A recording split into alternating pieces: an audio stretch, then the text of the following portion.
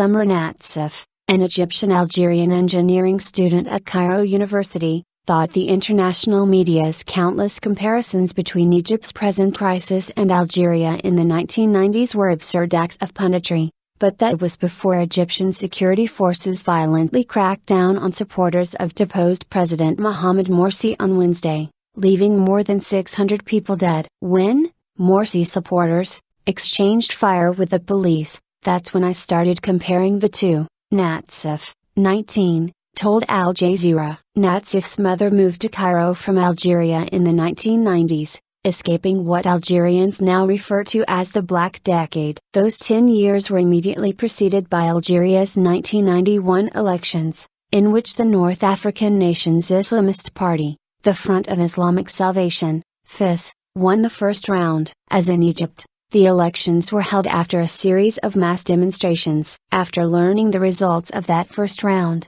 Algerian military leaders cancelled the elections altogether, prompting an armed, right-wing faction of FIS to embark on a decade-long civil war with national security forces that killed an estimated 60,000 people and stymied economic development in a country rich with oil reserves. Nazif, who returned to Cairo last week after her yearly summer vacation in Algeria, described conversations she had about the situation in Egypt while she was away. A lot of people in Algeria are talking about Egypt, in the street, at family gatherings, she said. They are afraid that the things that happened there are happening again. She said the few educated people she knows in Egypt who understand what happened in Algeria in the 1990s are also talking about the infamous Black Decade and its portents, electoral legitimacy. Nazif noted that unlike in Algeria, where the FIS never had a chance to make an impression on voters, Egyptians like her were largely disenchanted with the Brotherhood's roughly 1 year in power. The biggest thing they added was Islam,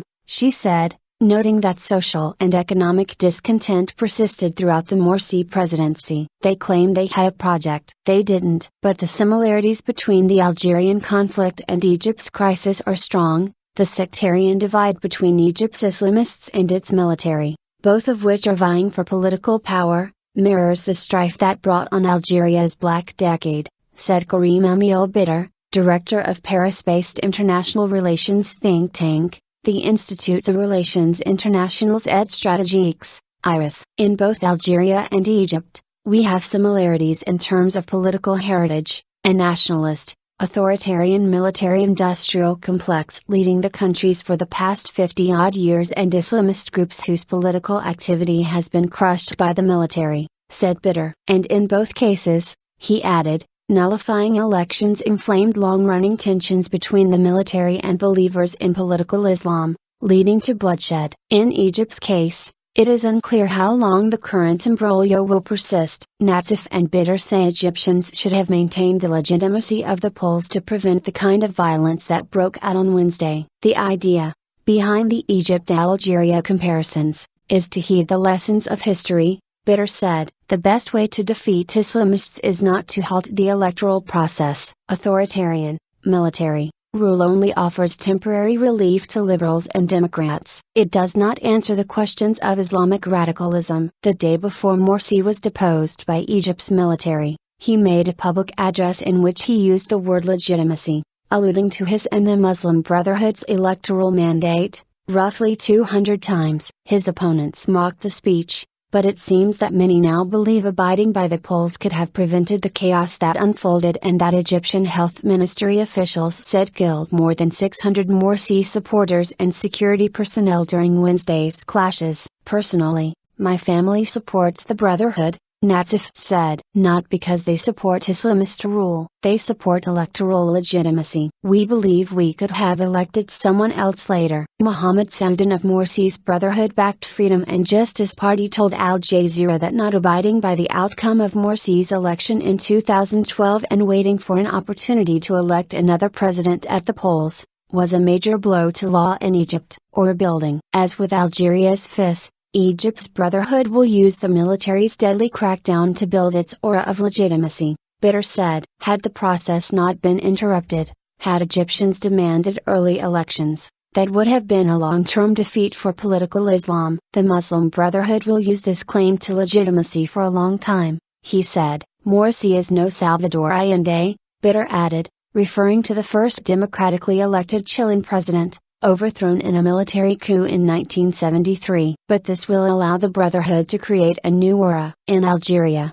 the fact that the electoral process was interrupted led to the radicalization of some fringes that became the group Islamic Arm, an armed group that would later team up with Al-Qaeda and continue armed attacks into the present day. As for Egypt, Bitter said, I would not be surprised if radical fringes, of the Brotherhood, decide to go toward violence now that they have no apparent political channels to challenge the military at their disposal. The Brotherhood spokesman in Britain, Hani El-Deeb, said that although the Brotherhood has renounced violence, now, the military, is telling Brotherhood members, there is no hope for them to be in power. Definitely you are provoking violence. Tunisia's Egypt scenario. Nazif said Egyptians want to skip through any potential black decade. And other political entities are also using the Algeria-Egypt comparison as a cautionary tale. Since Morsi's ouster in Egypt, Tunisia's Ennahda, another Islamist party that came to power in the aftermath of the 2011 Arab revolutions,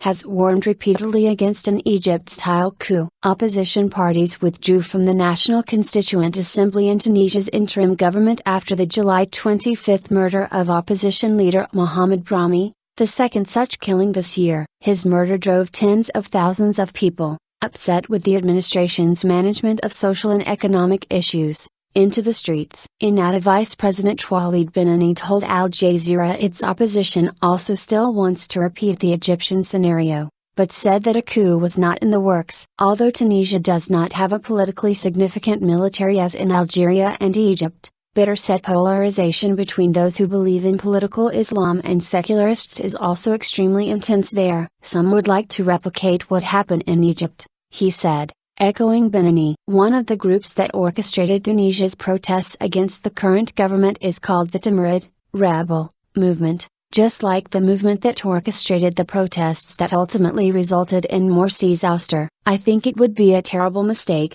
although Ennahda and, party founder, Rachid al-Shi also commit lots of mistakes, Bitter said. Tunisian activist Mauna Ben Halima told Al Jazeera her compatriots were protesting Ennahda's incompetence with handling social and economic issues. Under the Ennahda-led government, Ben Halima noted, Tunisian authorities had jailed Amina Sbaoui, an activist with women's rights group Femen, and rapper Weldo 15, essentially for dissidence and disrespecting the new administration's moral sensibilities. Social and economic debates are perhaps more important than identity debates between secularists and political religionists, Bitter added.